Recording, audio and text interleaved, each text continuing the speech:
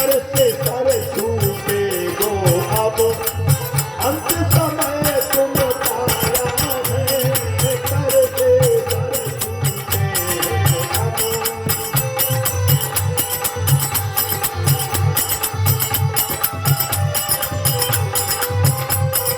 कर से सर छूटे गो अब अंत समय अब आया है, कर से सर छूटे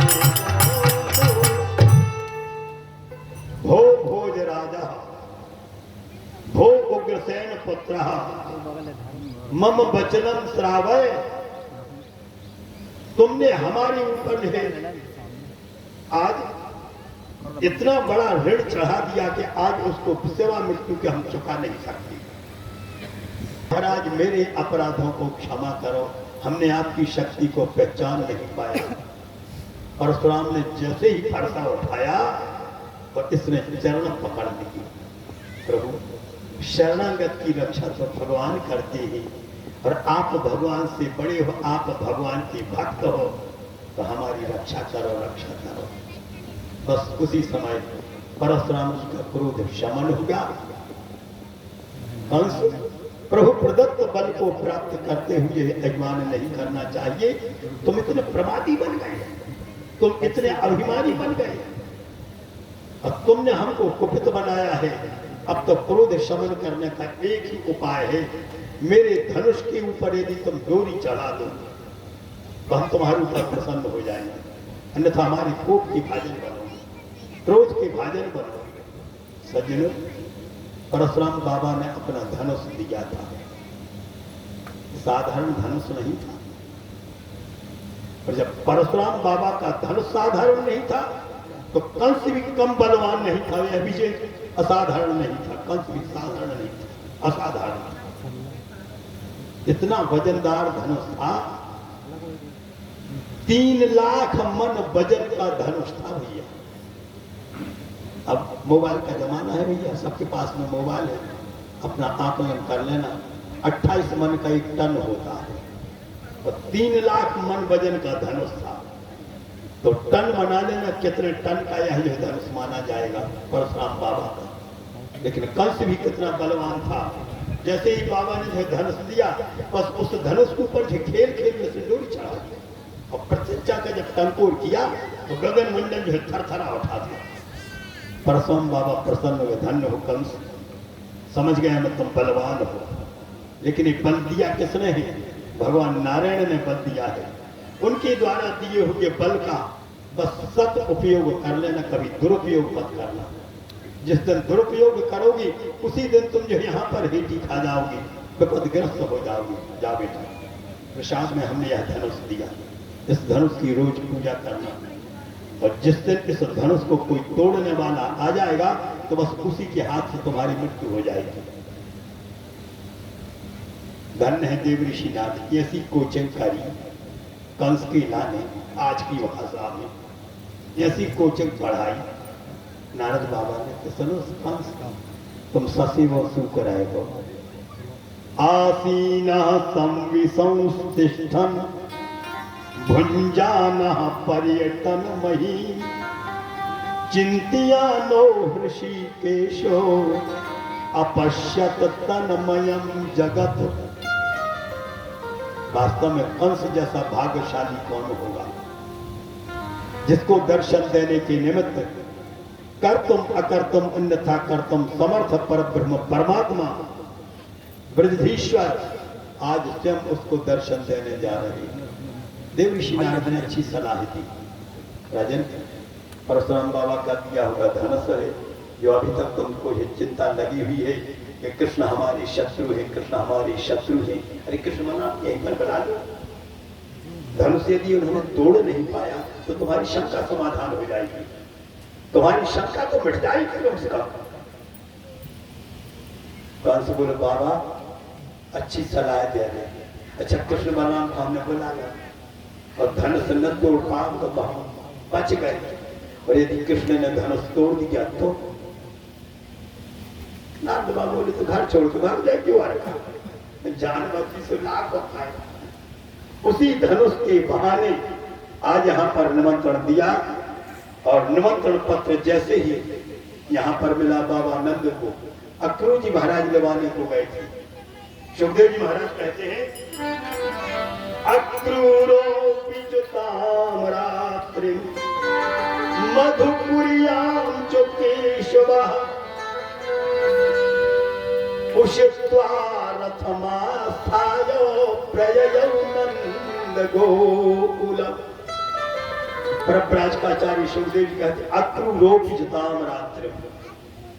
कंस ने अक्रूर चाचा को बुलाया, चाचा श्री हम आपका आदर करते हैं, निमंत्रण पत्र लेकर के वृंदावन में जाओ, कृष्ण बलराम को जो रथारूढ़ करके मथुरा में लाओ, 5 पहलवानों के द्वारा उनको पराजित किया जाएगा। आज की भाषा में अक्रूर जी महाराज अपनी भाषा में बोले, राजन इस्तीफा देंगे, सेवा से निवृत्त हो जाएंगे, लेकिन कृष्ण के साथ में धोखा करने को नहीं जाएंगे। कंस तो बलवान था। कंस ने कहा, तो ठीक है चाचा श्री, आप जाओगे तो आपको जो है यहाँ पर पुरस्कार दिया जाएगा, और नहीं जाओगे तो भी पुरस्कार दिया जाएगा। तो कक्का की आंखों में कच्ची चमक आ गई। ठीक है राजन, यदि कृष्ण बलराम को लवा करके मथुरा में पहुंचा दिया तो क्या मिलेगा? राजा कंस कहने लगते हैं, चाचा जी यदि कृष्ण बलराम को लवा करके आप मथुरा में पहुंचा दिया तो आपको आधा सिंहासन का राज दिया जाएगा, आधा सिंहासन। कक्का बोली, तो जैसे लुआ भी नहीं जाए तो काये नाम में लगी। कंस बोली, लुआ भी नहीं जाए तो हमारी तलवार तुम्हारी गर्दन, मरने को तैयार हो तो नहीं जाओ। अब अक्रूर जी महाराज हिचक गए। उन्होंने विचार किया, यदि अपराधी बनो तो भगवान के समक्ष अपराधी बनो। तो अक्रूरोऽपि च ताम्रात्रिं, ताम्रात्रिं अक्रूर भक्ता विचारतवान। उस रात्रि में अक्रूर जी महाराज ने विचार किया कि भगवान के समक्ष चले जाओ, भले अपराधी बन करके हम जाए। और भगवान का एक विरद है, सन्मुख होहि जीवे मोहि जबहि जन्म कोटि अघनाथ।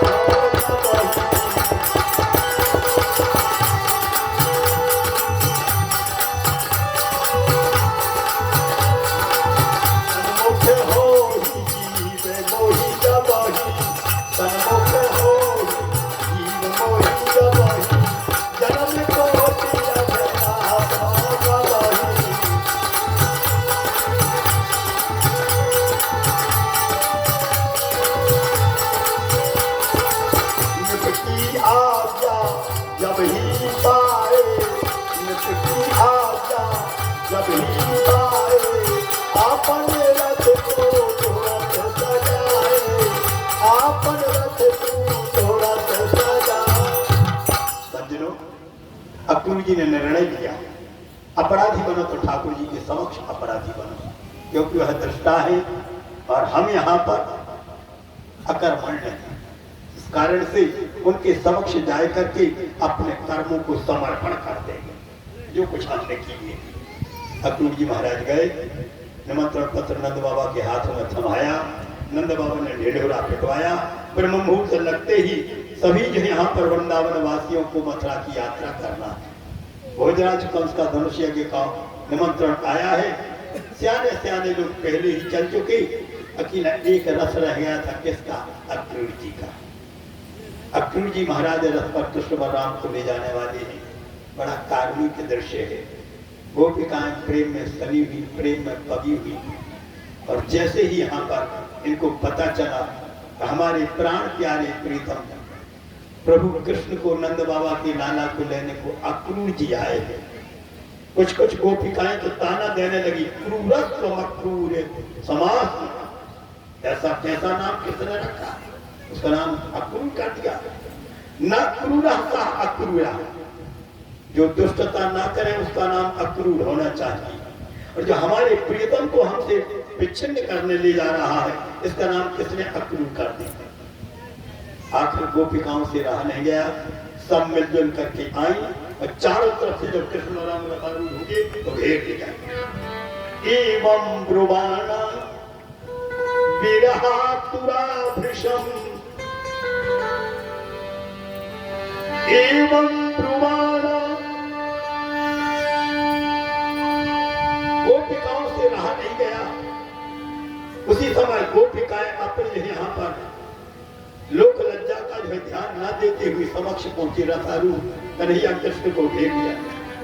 एवं ब्रुवाणा विरहातुराभृशं ब्रजस्त्रियः कृष्ण विषक्तमानसा, विसृज्य लज्जां रुरुदुष्म सुस्वरं गोविंद दामोदर माधवे।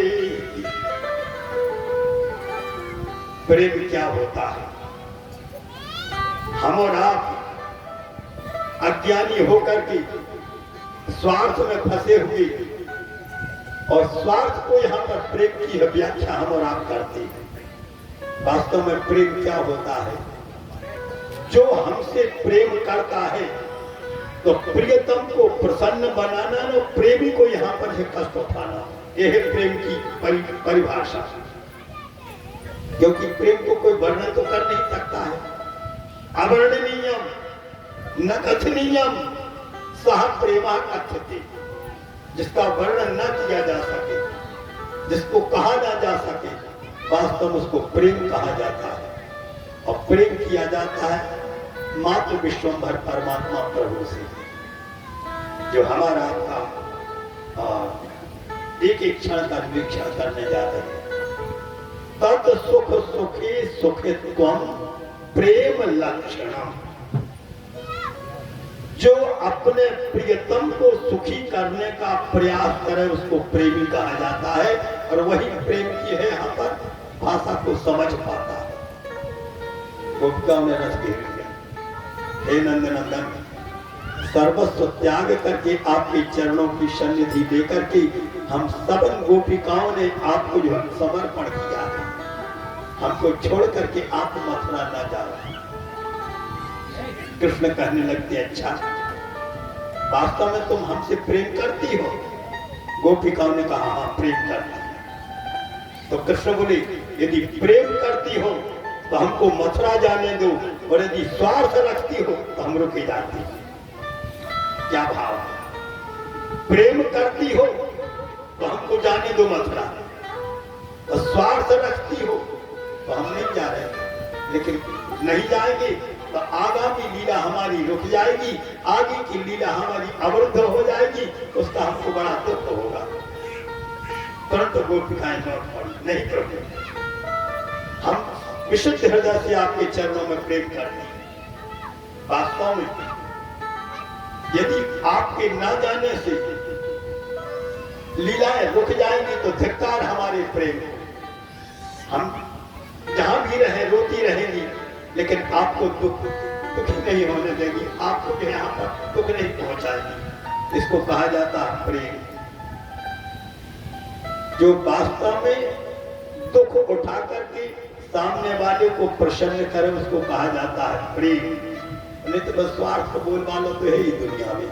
जगत में स्वार्थ का व्यवहार, भाई बंधु और कुटुंब कबीला नाते रिश्तेदार, जगत में स्वार्थ का व्यवहार। समझदार लोग बैठे अपने स्वार्थ के लाने सामने वाली को काम बिगाड़ दो, वो प्रेम कहो या कि स्वार्थ?